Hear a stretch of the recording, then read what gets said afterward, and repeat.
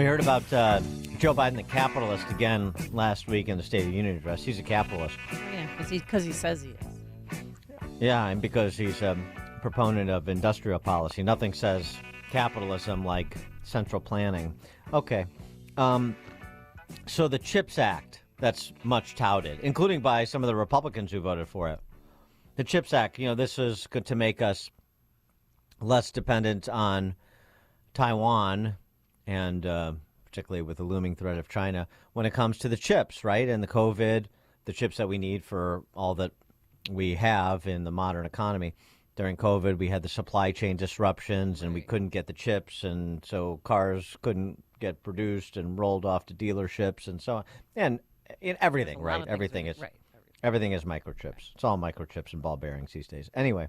Love ball bearings. $280 billion to subsidize semiconductor chip manufacturing in the United States and boost competitiveness with China. I don't like industrial policy, but you can see the siren song here. We've got to be chip independent, if you will. We can't rely on Taiwan semiconductor. Okay. Well, you got to read the fine print, turns out, in legislation. And I'm sure some of the Republicans who voted for it didn't care because they're just worried about the press release. I voted to fund chip manufacturing in the United States, and we're going to bring jobs to Ohio and Texas, and it's going to be great. Well, something happened along the way. The real capitalists, although on again, off again rent seekers, the people who run those microchip manufacturers, well, they can't comply with the terms of the subsidies, all the DIE terms, diversity, equity, or diversity, inclusion, equity. And don't forget acceptance. So listen to this. What have they got going? The Biden administration promised they'd be handing out $39 billion in grants to encourage the semiconductor manufacturing in the United States. However, Intel has announced they will be holding off on their Columbus, Ohio factory, while Samsung is delaying their facility in Texas.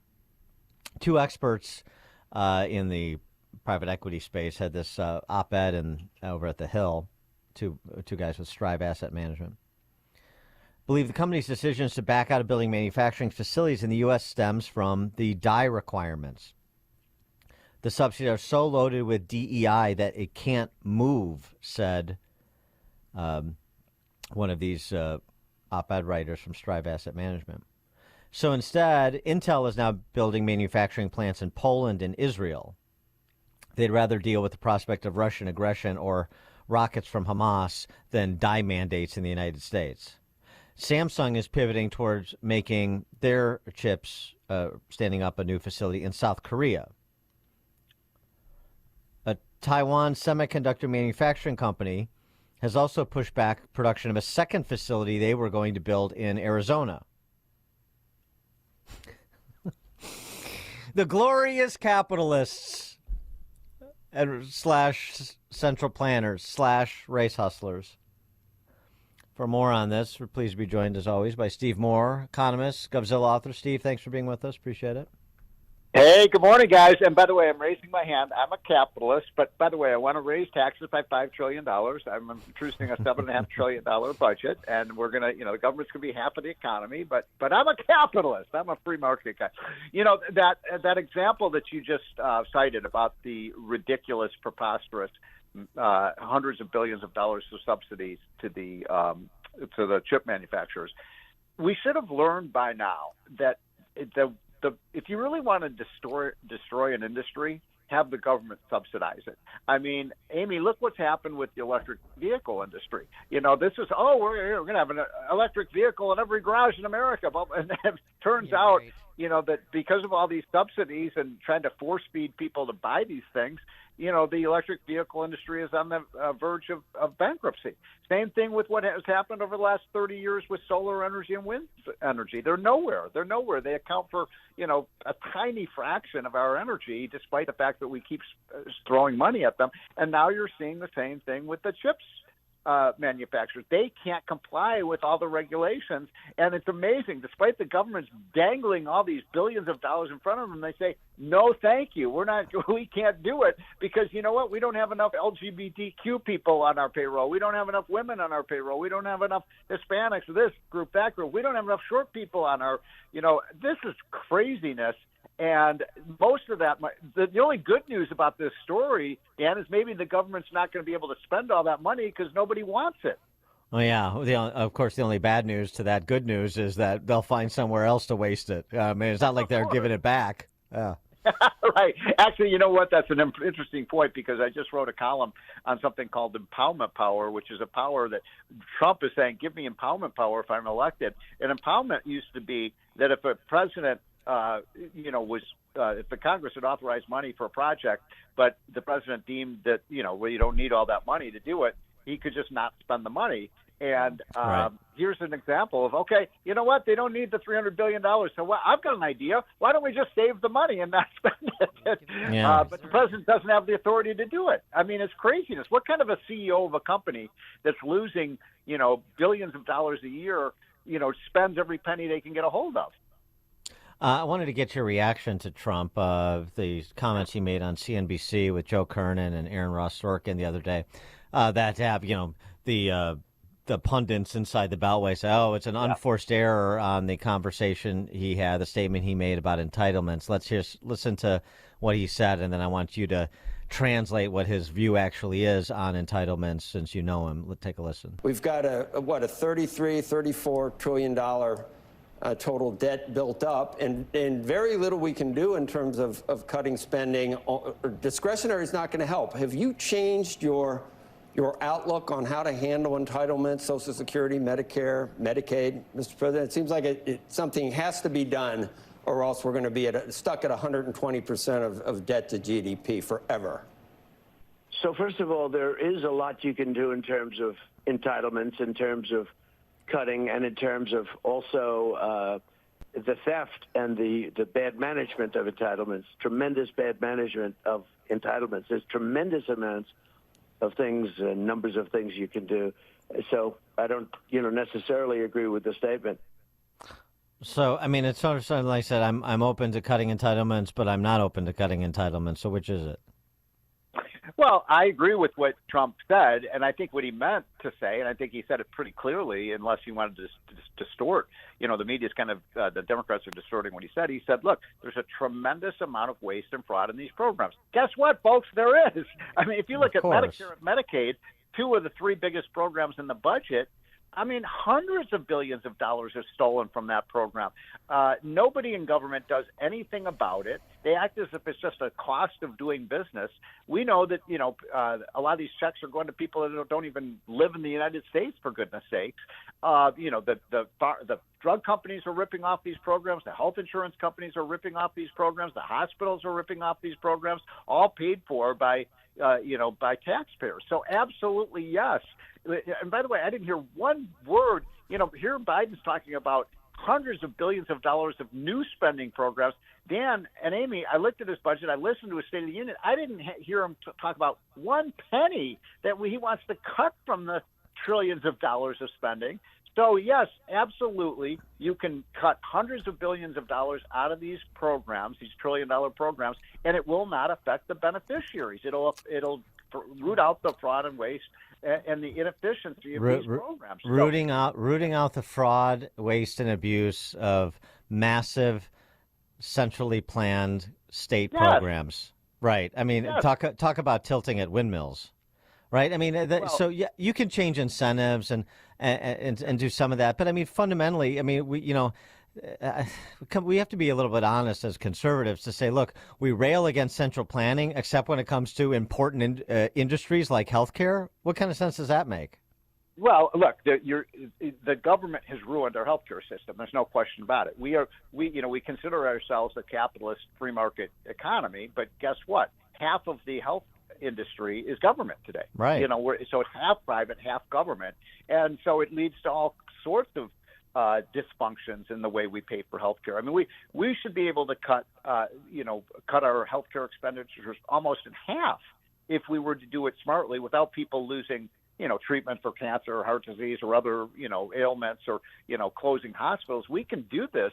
And, Trump is a businessman. He knows how to go after the waste. Now, on Social Security, my view is Social Security benefits are way too low. People have gotten totally ripped off by Social Security. Mm-hmm. I mean, Social Security is the worst investment you'll ever make in your life, folks. I mean, if you had done what Steve Forbes and I and others have been talking about 40 years ago and let every young person, I guess Dan, Amy, and you and I, all of us, we're not as young as we used to be, but if we could have just put 12% of our paycheck into like a index fund, we wouldn't be getting, the average Social Security benefit is $1,900 a month. We'd be getting about $8,000 a month if we just put the money. So let's convert Social Security into like a 401k plan so people can get a half decent return on their money.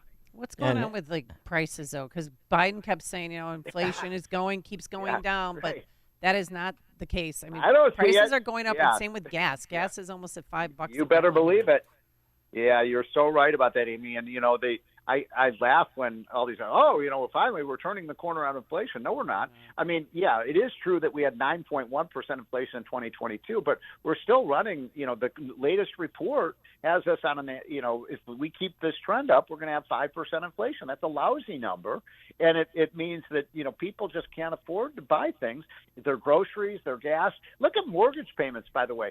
The average mortgage payment today per month is $1,100 on a new home, $1,100 a month higher than it was when Trump was president because of the higher mortgage rates. And Biden says, oh, well, that's okay. I'm going to give you, did you see this, Dan? We're going to give you $5,000, a check from the government if you buy a new house. Well, guess what? My payments are, $10,000 a year higher. I mean, and by the way, the reason that the mortgage payments are so much higher now is because inflation is so high, interest rates are higher, and so he wants to even spend more money, which is going to make the problem worse.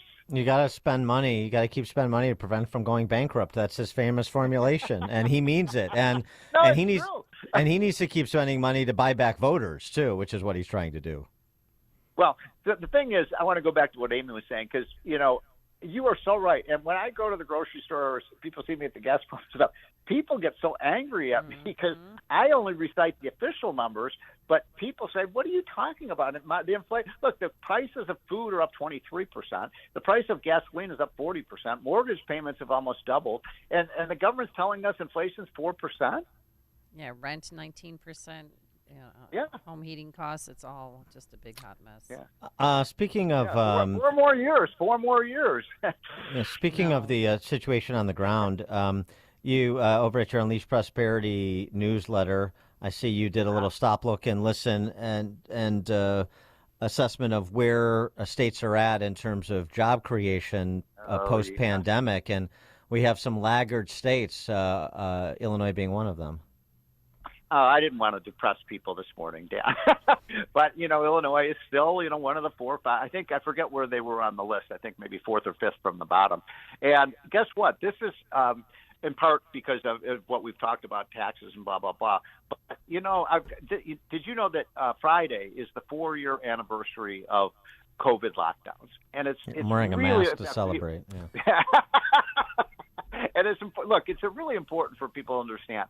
This was the greatest, at least in our lifetimes, and maybe in the history of this country, the greatest public policy calamity ever in our country's history.